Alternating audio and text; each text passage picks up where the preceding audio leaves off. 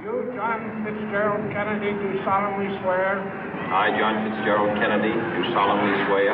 That you will faithfully execute the office of President of the United States. That I will faithfully execute the office of President of the United States. And will, to the best of your ability. And will, to the best of my ability. Preserve, protect, and defend the Constitution of the United States. Preserve, protect, and defend the Constitution of the United States. So help you God. So help me God.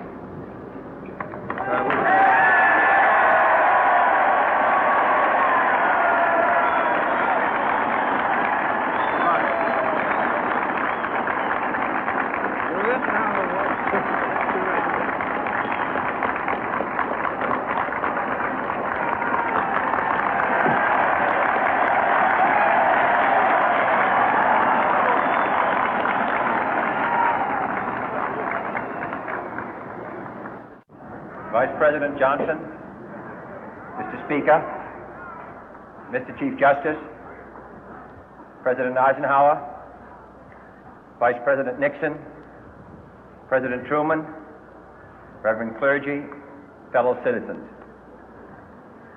We observe today not a victory of party, but a celebration of freedom, symbolizing an end as well as a beginning, signifying renewal as well as change. For I have sworn before you and Almighty God the same solemn oath our forebears prescribed nearly a century and 3/4 ago. The world is very different now, for man holds in his mortal hands the power to abolish all forms of human poverty and all forms of human life. And yet the same revolutionary beliefs for which our forebears fought are still at issue around the globe. The belief that the rights of man come not from the generosity of the state, but from the hand of God. We dare not forget today that we are the heirs of that first revolution. Let the word go forth from this time and place to friend and foe alike that the torch has been passed to a new generation of Americans born in this century, tempered by war, disciplined by a hard and bitter peace, proud of our ancient heritage, and unwilling to witness or permit the slow undoing of those human rights to which this nation has always been committed and to which we are committed today at home and around the world.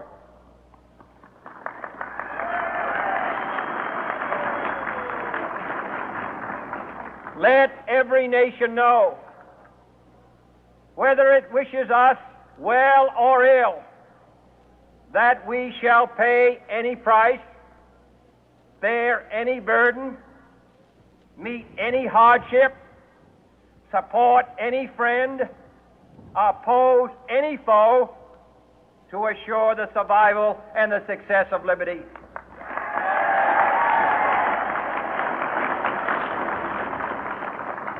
This much we pledge and more.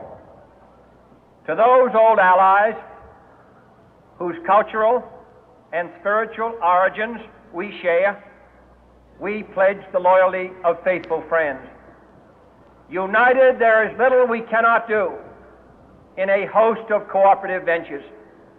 Divided, there is little we can do, for we dare not meet a powerful challenge at odds and split asunder.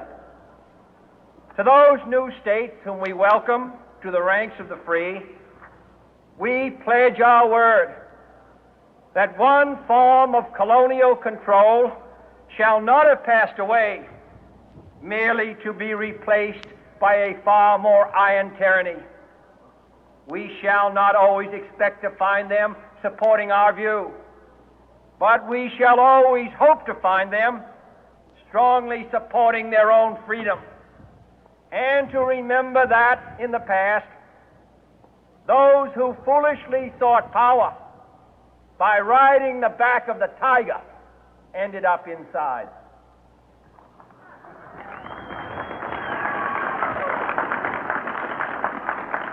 To those people in the huts and villages of half the globe struggling to break the bonds of mass misery, we pledge our best efforts to help them help themselves for whatever period is required, not because the communists may be doing it, not because we seek their votes, but because it is right.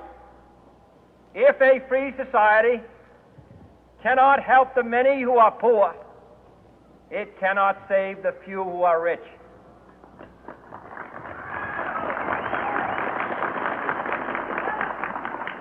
To our sister republics south of our border, we offer a special pledge to convert our good words into good deeds, in a new alliance for progress, to assist free men and free governments in casting off the chains of poverty. But this peaceful revolution of hope cannot become the prey of hostile powers. Let all our neighbors know that we shall join with them to oppose aggression or subversion anywhere in the Americas.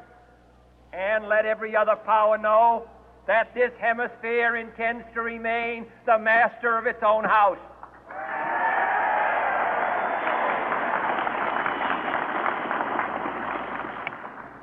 To that World Assembly of Sovereign States, the United Nations, our last best hope, in an age where the instruments of war have far outpaced the instruments of peace, we renew our pledge of support to prevent it from becoming merely a forum for invective, to strengthen its shield of the new and the weak, and to enlarge the area in which its writ may run. Finally, to those nations who would make themselves our adversary, we offer not a pledge, but a request that both sides begin anew the quest for peace. Before the dark powers of destruction, unleashed by science, engulf all humanity in planned or accidental self-destruction, we dare not tempt them with weakness, for only when our arms are sufficient beyond doubt can we be certain beyond doubt that they will never be employed. But neither can two great and powerful groups of nations take comfort from our present course, both sides overburdened by the cost of modern weapons, both rightly alarmed by the steady spread of the deadly atom, yet both racing to alter that uncertain balance of terror that stays the hand of mankind's final war. So let us begin anew, remembering on both sides that civility is not a sign of weakness, and sincerity is always subject to proof. Let us never negotiate out of fear, but let us never fear to negotiate.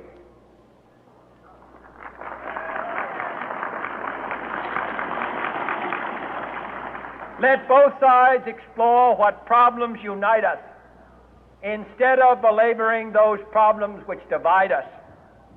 Let both sides, for the first time, formulate serious and precise proposals for the inspection and control of arms, and bring the absolute power to destroy other nations under the absolute control of all nations.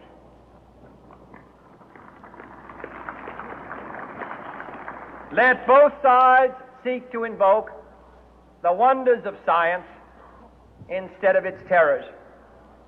Together, let us explore the stars, conquer the deserts, eradicate disease, tap the ocean depth, and encourage the arts and commerce. Let both sides unite to heed in all corners of the earth the command of Isaiah to undo the heavy burden and let the oppressed go free. And if a beachhead of cooperation may push back the jungle of suspicion, let both sides join in creating a new endeavor, not a new balance of power, but a new world of law, where the strong are just and the weak secure and the peace preserved.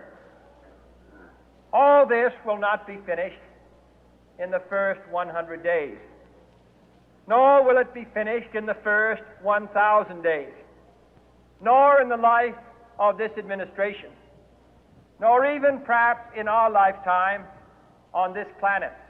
But let us begin.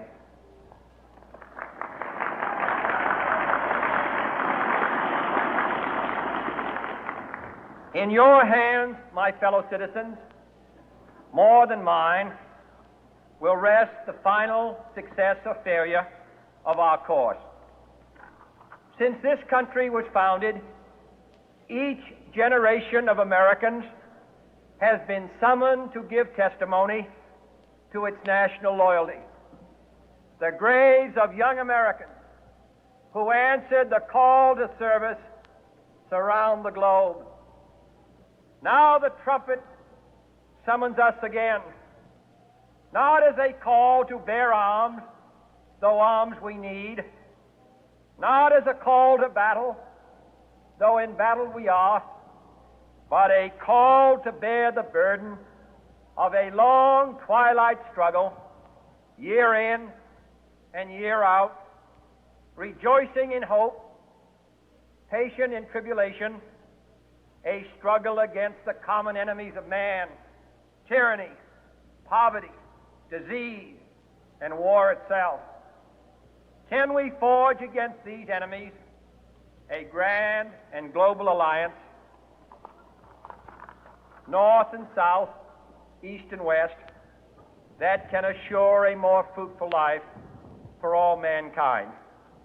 Will you join in that historic effort?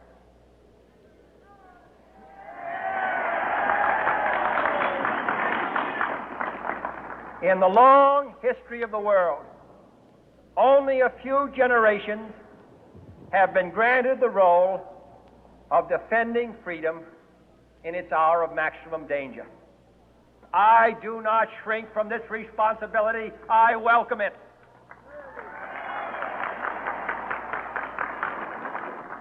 I do not believe that any of us would exchange places with any other people or any other generation. The energy, the faith, the devotion which we bring to this endeavor will light our country and all who serve it. And the glow from that fire can truly light the world.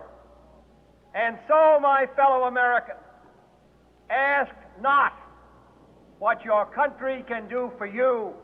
Ask what you can do for your country.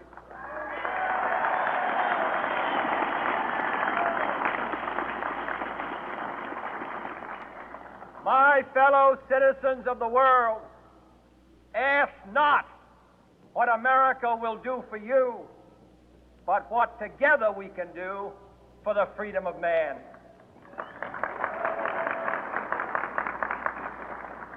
Finally, whether you are citizens of America or citizens of the world, ask of us here the same high standards of strength and sacrifice which we ask of you. With a good conscience, our only sure reward, with history the final judge of our deeds, let us go forth to lead the land we love, asking His blessing and His help, but knowing that here on earth God's work must truly be our own.